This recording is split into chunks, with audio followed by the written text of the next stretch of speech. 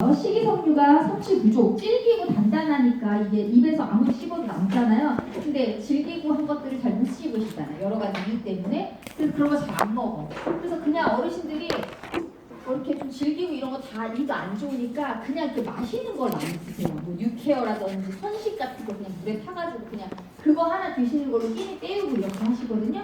그렇게 되면 당연히 영양 상태는 안 좋아질 수밖에 없죠.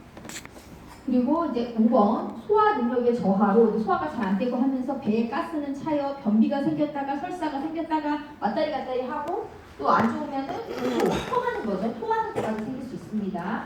동그라미 6번과 동그라미 7번이 좀 어려우실 거예요. 췌장이라는 거 들어보셨죠? 네. 췌장 하면은 췌장암, 췌장암 걸리면 죽는다 이렇게 해가지고 들어보셨을 거예요. 췌장이 우리 몸에서 굉장히 중요한 역할을 하고 있어요. 여기서는 이제 두 가지가 나왔는데 췌장이 하나는 소화 효소를 만들어, 하나는 호르몬을 만들어. 췌장에서 나오는 소화 효소는 뭐를 소화시키냐면은 지방을 소화시켜요. 지방. 소화 효소라는 건 뭐냐면요. 내가 이제 얘는 지방을 소화시킨다 그랬잖아요. 지방을 먹었어. 내가 먹었어. 그러니까 예를 들어서 삼겹살에 있는 하얀색 그 비계를 먹었어. 그러면 내가 씹어서 삼키잖아요. 그러면은 췌장에서 나온 소화 효소가 얘한테 가가지고 걔를 잘게 자르는 거야. 얼만큼? 내 몸에 흡수될 수 있을 만큼 작게 자르는 거예요. 걔가 소화 효소예요. 그렇게 내 몸에 흡수될 수 있는 형태로 만들어주는 역할을 하는 게 소화 효소라고. 그런데 노화되면서 췌장에서 나오는 소화 효소가 부족하대. 잘 안 나온대. 그러면 소화 효소가 조금 나오면 지방을 잘게 분해하는 게 잘 안 되겠죠. 지방을 분해를 잘 못하니까 먹어도 분해하면 어떻게 돼요? 우리 몸에 필요한 곳에다가 지방을 갖다가 줄 거 아니야. 그래서 우리 몸에서 지방이 다 필요하잖아요. 피하 지방도 다 필요하잖아. 대상자분들이 뼈랑 근육이랑 바로 살까지 주면 안 되잖아. 거기에 피하 지방이 있어야 스펀지 역할을 해가지고 우리가 어디 쿵 부딪혀도 얘가 스펀지 역할을 해주고 완충 역할을 해주는 거잖아요. 필요한 곳에 잘게 잘라야 필요한 곳에 거기 갖다가 써먹는단 말이죠. 그런데 잘게 못 잘라. 그러니까 먹으면 지방을 먹으면 그 똥을 싸는 거죠. 예. 그러니까 소화 효소가 조금밖에 안 나오니까 지방이 우리 몸에 흡수되는 게 적어요, 많아요? 적겠죠. 그래서 지방의 흡수력이 떨어진다는 얘기예요. 이해되세요, 이제 이거? 이해되시죠? 그러니까 호르몬이라는 얘기가 있어요. 또 호르몬. 여기에서 나오는 호르몬은 뭐냐면 쉽게 얘기하면 인슐린이에요. 인슐린 어디서 들어봤죠? 당뇨병 있는 분들이 주사를 맞으면 인슐린을 맞잖아. 그럼 인슐린을 당뇨병 있는 사람이 왜 맞아? 당을 떨어뜨리려고 맞는 거잖아요. 그런데 호르몬인 인슐린이 잘 나오겠어, 안 나오겠어? 또 안 나오죠. 그러면 당을 떨어뜨려, 못 떨어뜨려? 못 떨어뜨려. 계속 당이 높은 상태가 유지가 되겠죠. 당이 높은 병이 무슨 병이라고 그래요, 우리가? 당뇨병. 그래서 당뇨병에 걸리기 쉽다고요. 인슐린이 적게 나와서 당을 떨어뜨리는 능력이 줄어. 그래서 당이 높으니까 당뇨병에 걸리기 쉽다고. 당을 떨어뜨리는 능력이 당내성이에요. 우리 몸에서 당을 떨어뜨리는 능력이 당내성인데 당내성이 줄어들어서 당뇨병에 걸리기 쉽다라고 나왔잖아요. 이 말이라는 거지. 소화 효소가 떨어져서 지방의 흡수력이 떨어진다는 말은 아까 이 말이고, 호르몬이 적게 나와서 당내성이 떨어져 당뇨병에 걸리기 쉽다는 말은 이 말이라는 거죠. 이해가 되셨죠? 그 다음에 8번에 보시면 직장변의 탄력성이 감소하고 항문 관략근의 긴장도가 떨어져서 변실금이 발생할 수 있다. 요실금은 들어보셨죠? 네. 요실금은 뭐예요? 오줌 내가 싸려고 한 게 아닌데 오줌이 나오는 게 요실금이죠. 변실금은 내가 똥 싸려고 한 게 아닌데 똥이 나오는 게 변실금이에요. 근데 이게 무슨 얘기냐?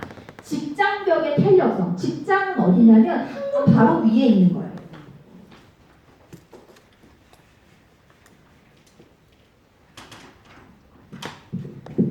아까 대장이 대충 이렇게 생겼다 그랬잖아요. 근데 여기가 항문이잖아. 항문. 똥꼬. 여기가 직장이에요. 근데 여기에 근육이 얘도 근육이잖아. 그러니까 노화됐잖아. 근육이 탄력이 떨어졌으니까 얘가 이렇게 돼야 되는데 이렇게 힘이 빠진 거죠. 근데 이 똥꼬의 힘도 평소에는 딱 몸무리고 있어야 되잖아. 똥 쌀 때만 벌어줘야 되는데 얘가 꽉 몸무리고 못 있고 긴장도가 풀리니까 살짝 열린 거예요. 그럼 얘 얘도 헐렐래? 얘도 헐렐래. 그렇게 하면 어떻게 돼? 원이 세겠지. 그게 변실들.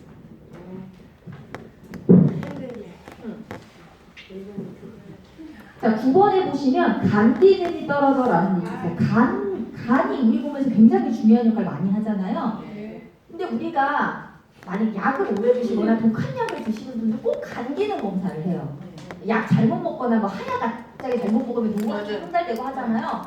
그게 우리 몸에서 이런 독성분들을, 약물의 독성분들을 간에서 해독을 해줘.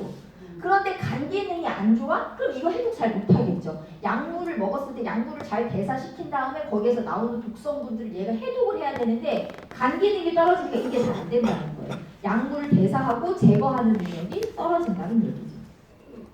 여기까지가 소화기계의 노화에 따른 특성입니다. 이제부터는 소화기계의 질환, 병들이 나와요. 그런데 여기서 나오는 질환들이요. 솔직히 소화기계 질환이 위염, 위궤양, 위암, 뭐 대장암 이런 것들이 나오는데 먹고 똥 싸는 거하고 관련된 얘기라서 증상이 너무 비슷해요.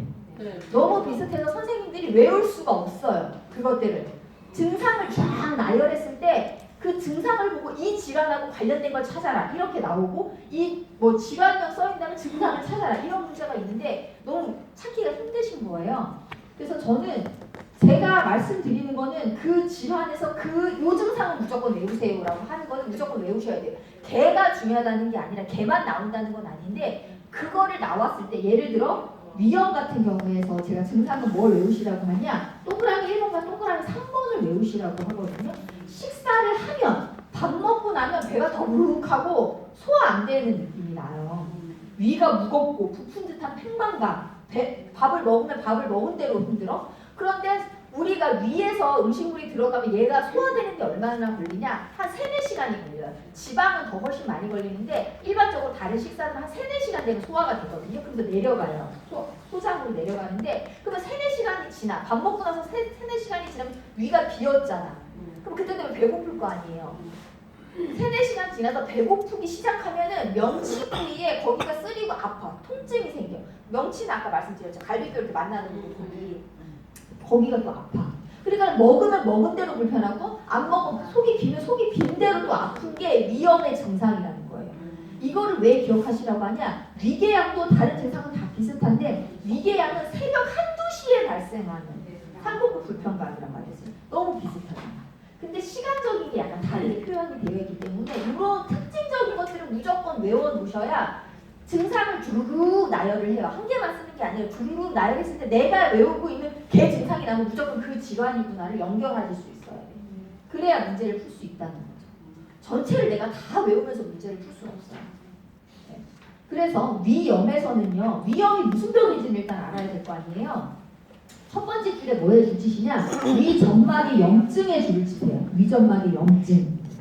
위염은요. 위점막에 생긴 염증을 위염이라고 해요. 위점막의 염증을 줄여서 위염이라고 합니다. 그래서 위가 이렇게 생겼거든요. 점막이 뭐냐면 이렇게 꿀떡 삼키면 음식물이 이렇게 내려오잖아요. 그러면은 여기에 제일 안쪽 뼈 음식물이 바로 맞닿는 안쪽 뼈 걔가 점막이에요. 왜 이거를 제가 굳이 말씀을 드리냐? 점막을 여기가 손상돼서 뚫으면 뭐가 돼 있냐? 그러니까 얘도 근육이니까 여러 층이 있을 거 아니에요. 이렇게 여러 층으로 되어 있을 거 아니에요. 제일 안쪽 벽이 점막이야. 그걸 뚫으면 뭐냐면 근육이거든요. 그런데 위염은 위점막의 염증에서 점막까지만 손상되면 위염이라고 하는데 점막 뚫고 근육까지 가면 위궤양이라고 하거든요. 네. 그래서 처음 들은 것처럼 여기 있어. 책에 다 있어.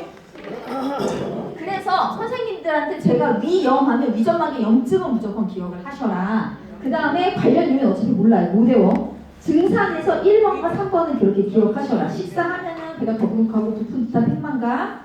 동그라미 3번처럼 식사가 다 지나가고 나서 배고플 때 되면은 또 명치 부위에 통증. 그거는 위염의 증상이다. 그리고 치료 및 예방에서 선생님들이 1번과 2번은 기억하십니다. 그냥 그 설명을 들으시면 돼요. 위염은요. 위가 너무 힘든 거야. 일을 너무 많이 하고 힘든 거예요. 그러면은 어떻게 해야지 위를 편하게 해주냐? 음식물을 삼키면 어쨌든 얘가 일을 해야 되는 거잖아요. 얘가 음식이 안 들어가야 얘가 가만히 쉴 거 아니야. 결론은 금식을 해야지. 금식. 막 위에 경련 일어나고 막 아플 때 혹시 겪어보셨는지